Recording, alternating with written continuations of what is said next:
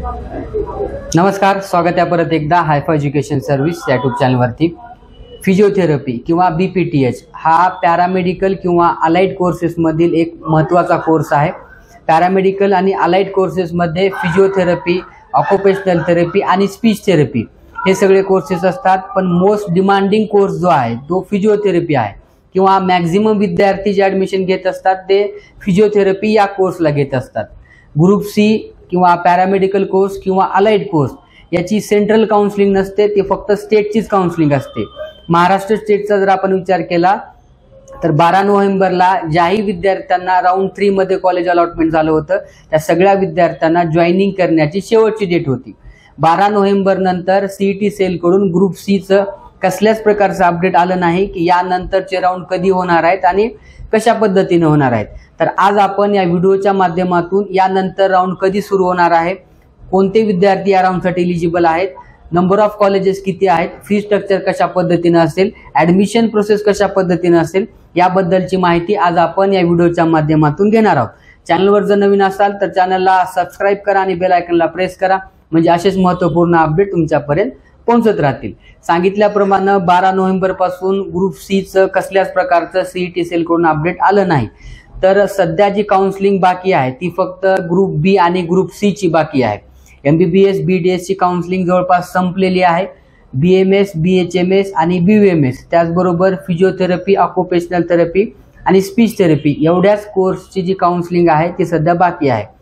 तर दरवर्षीप्रमाणे Ayush कोर्सेसचा qualifying cut off कमी होतो, त्यानंतर आणखी परत ॲडमिशन प्रोसेस सुरू होत असते, आणखी विद्यार्थी एलिजिबल होत असतात।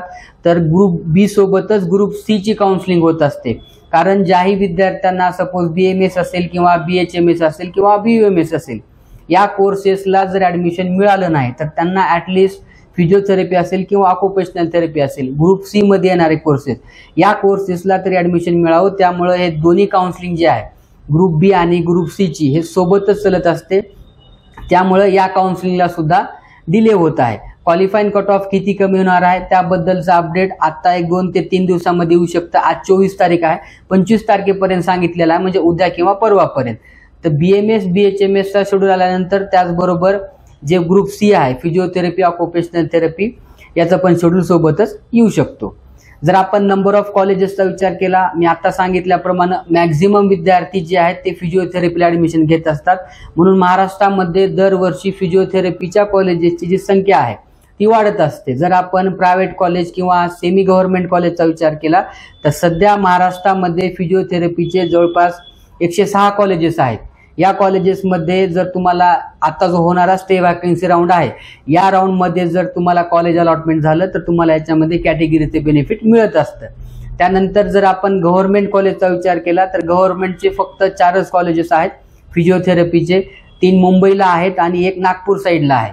दरवर्षीप्रमाणे जे गव्हर्नमेंट कॉलेज आहे ते गव्हर्नमेंट कॉलेजमध्ये वाढ न होता प्रायव्हेट कॉलेजमध्ये वाढ झालेली आपल्याला बघायला मिळेल।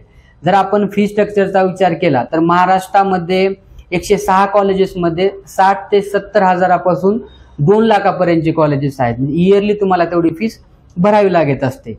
आणि फिजिओथेरपी हा असा कोर्स आहे की जर तुम्हाला एखादं चांगलं कॉलेज मिळालं तरच तुमचा पुढे फ्युचरमध्ये जे काही स्कोप असेल, गव्हर्नमेंट जॉब असेल, प्रायव्हेट जॉब असेल किंवा स्वतःचं क्लिनिक असेल तरच तुम्हाला याचा फायदा होत असतो। जर एखादं चांगलं कॉलेज मिळालं नाही तर पुढे चालून याचा तुम्हाला फायदा होणार नाही। तर आता जो स्टे वॅकन्सी राऊंड आहे त्याचा शेड्यूल येईल, त्यानंतर नंबर ऑफ कॉलेजेस किती आहेत, नंबर ऑफ कॉलेजेस तर 106 राहतीलच, पण प्रत्येक कॉलेजमध्ये सीट किती अवेलेबल आहेत याची इन्फॉर्मेशन दिली जाईल। जर आपण चांगल्या कॉलेजेसचा किंवा टॉप लेवलच्या कॉलेजेसचा विचार केला, पुणे किंवा मुंबई किंवा ज्याही ठिकाणी टॉप लेवलचे कॉलेजेस आहेत फिजिओथेरपीचे, त्याचा कट ऑफ आणि त्याचं फी स्ट्रक्चर जे आहे ते हायर साईडलाच असतं। BMS BHMS आणि BUMS या लेवलला फिजिओथेरपी या कोर्सचा कट ऑफ जात असतो टॉप लेवलच्या कॉलेजेसमध्ये।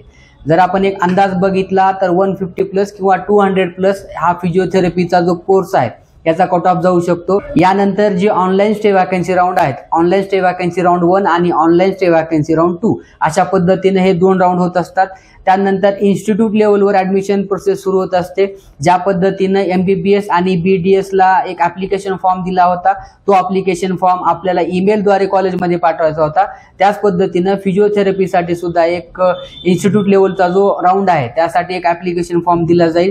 तो ऍप्लिकेशन फॉर्म भरून आपल्याला ज्या कॉलेजमध्ये ऍडमिशन घ्यायचं आहे किंवा ज्याही कॉलेजमध्ये सीट अवेलेबल असेल त्या सगळ्या कॉलेजेसमध्ये आपण जाऊन तो ऍप्लिकेशन फॉर्म सबमिट करू शकतो।